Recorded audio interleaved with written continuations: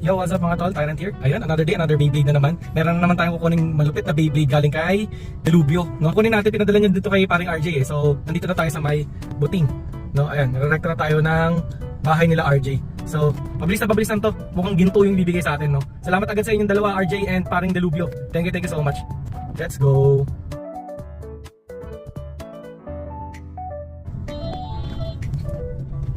Oh, sakto-sakto. Sakto-sakto ka talaga, bro. Ingat, oh, bro. Yan na. Salamat, bro. Ha? Ingat. Okay. Thank you. Pag magkaroon ng weekend, sa oras di ako nakapunta nung Saturday. Okay lang, bro. No problem. Ingat. Ingat din. Uy, yan na. Salamat, bro. Ayan na. Ganun lang kabilis, no? Timing is everything talaga. So, ayan. Kita na lang tayo sa bahay mamaya. Ayan na nga. Nandito na tayo sa bahay. At ito na yung binigay. Pandilim. Hey, Google. Turn on main light. Ayan. So, ito na. Yung galing kay Delubyo. Thank you ulit, Delubyo. Ha? Salamat na marami sa libreng blade.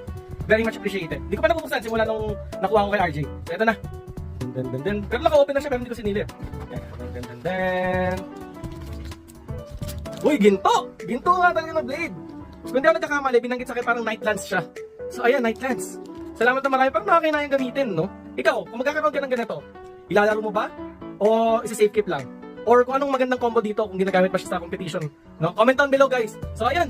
Parang hindi ko muna bubuksan. Titignan ko muna yung mga comments niyo. No? Hanggang sa susunod na vlog. Bye!